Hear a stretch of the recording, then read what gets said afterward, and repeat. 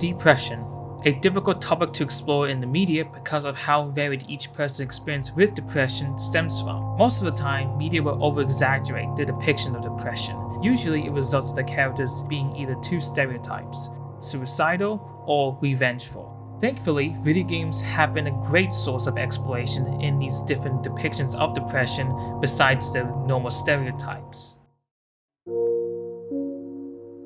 Silent Hill 2 is probably the best example. James Sutherland is a lonesome protagonist who delves into Silent Hill to discover his cause of his declining mental state.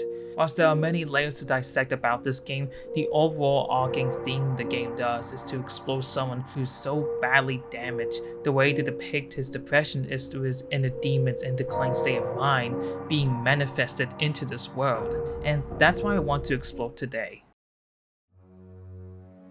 Now, I could have explored games like Silent Hill 2 or Mori or Night in the Woods, and whilst they do a fantastic job portraying these feelings, I want to challenge myself a bit and instead find games that were made by a single individual. Why is that? Well, I think it becomes a lot more personal when you know who the creator was. There's no financial incentive or any competition to make these games. They made them because it was a way to open up about their feelings and their struggles, and the best way they think they could convey it is through video games. I think it's a very powerful way to do it, letting the player experience your own expression that they most likely cannot encounter or have very similar experience with. So that's what I did. Instead of looking through Steam, I instead looked through itch.io and explored their library of self-published games. And I came across 3 different games by 3 different people about depression. Starting off this list, we have a simple yet authentic portrayal of depression. Goodbye was developed by Barrows, a Filipino digital artist and VTuber. The games they made are dealing with a lot more personal issues like love, feeling lost in the world, and of course, depression.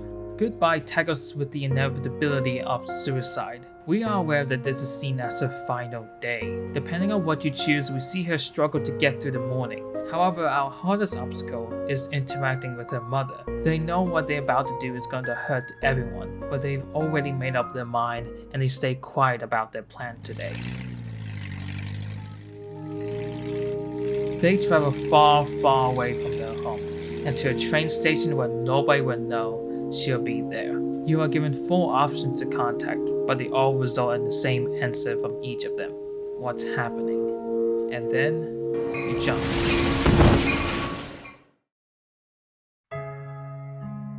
However, things don't have to end like that. Before you leave the house, you were given 2 opportunities to confess to your mother about your depression.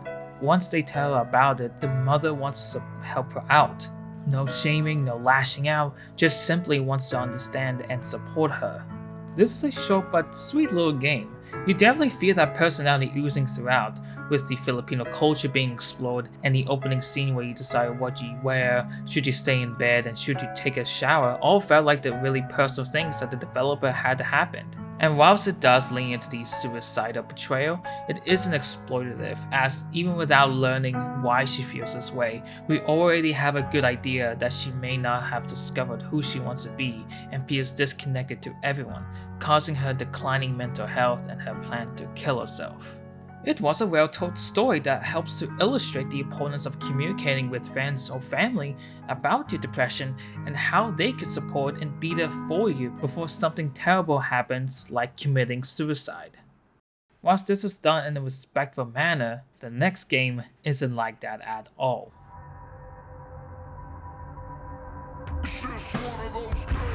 It's been one of those days is what you get when you get an annoying edgelord to make a game about depression. It was developed by Selfish Dreams, who mostly develops these surrealist and disturbing games. And his whole catalog is insane. I don't even know if I can show half of these things. But let's get back into It's Been One of Those Days. The game immediately starts as you open it. You are greeted with static and a jumble of letters. Interacting with them doesn't seem like anything happens except change the color until you press enough of it. You then hear some type of Morse code happening. Do I have the energy to do something? No, and I'll get to that in a moment. You can then move around as a blue square as images and audio distorts your perception. Eventually, a red cube appears and you can interact with it. After you collected your last one, you are then transported into a 3D room. The only direction you can go is to the next room. As you enter the room, the doors close behind you and you repeat the cycle as the music continues to discomfort you. Then you are greeted with more distorted images, and below them are some phrases like, "You are a slave to the desires," "We are all counting on you," "Everyone cares about you," "You are broken and undone."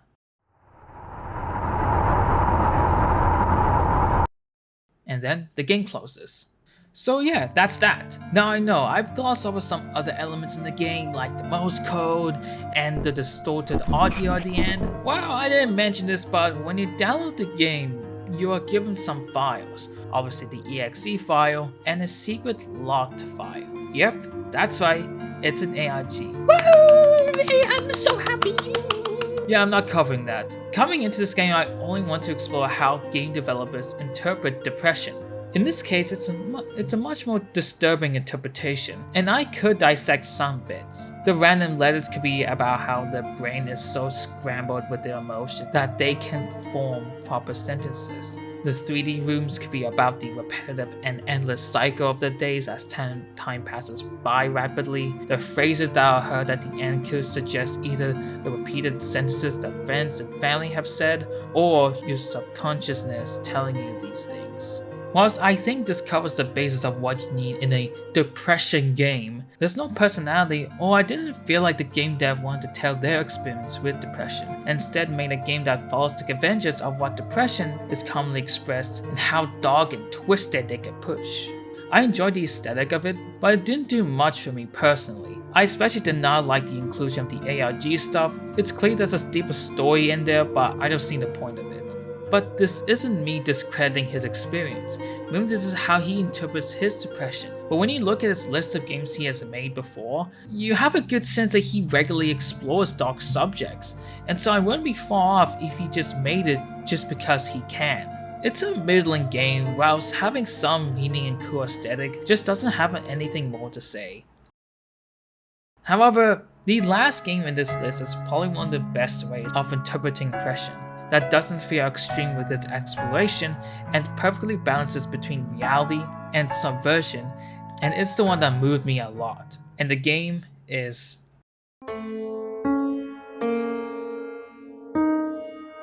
You Used to Be Someone is a game developed by Squinkfer, an individual who has a really unique style, reminiscent of early 2000s Adult Swim cartoons.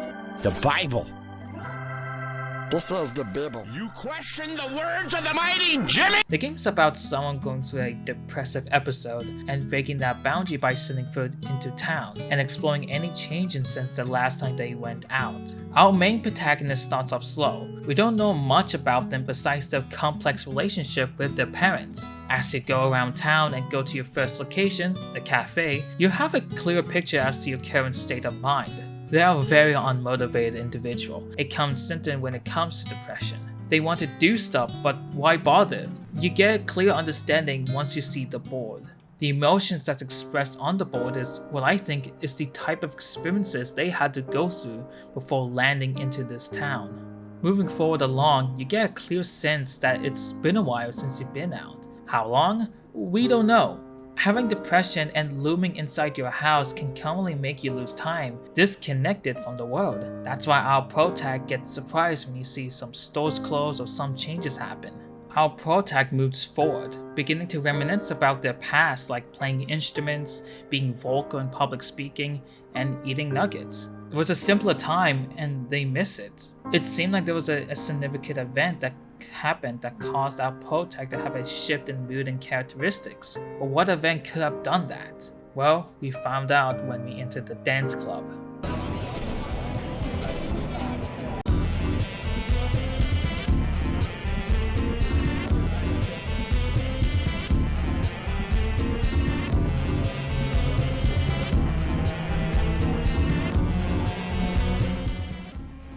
We discovered that our protagonist is a queer person. This main event is probably why the parents have a strained relationship.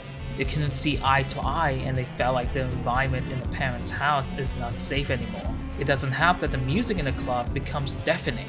and your character slowly starts to develop a panic attack, and your inner monologue starts to intervene. The first time we've seen this happen. We've got one more location to explore, the Blue Room. Entering in, we discover more about our main protagonists when they were younger, but after they became queer, it seems like they hate everything. They can't be themselves because of how his environment and probably the people around him reacted to them coming out. And now they don't have the motivation to express themselves, like playing music, eating out, reading and collecting books, and public speaking. You used to be someone. This is the reason they have been getting these depressive episodes, and how it caused them to distort the world into something obscure, making it more of a disconnect to the real world. Now, this whole journey has been emotional, but I want to leave this off a high note. You have options to enter or decline going to buildings. However, no matter what you decide you want to do, the ending will be the same. Well, at least you did something with your day. It may have not been much, and certainly wasn't productive, but it was something. This is a hopeful sign for our protagonist to keep growing as a person, not letting your depressive episodes overtake your personality and identity. Despite how slow the progress is, it's nevertheless something to keep working on, and eventually you will recover and overcome your anxiety and depression. It will be painful and hard to overcome this, but the protagonist believes in themselves to say that you've made progress. Nothing is the end, they can keep going.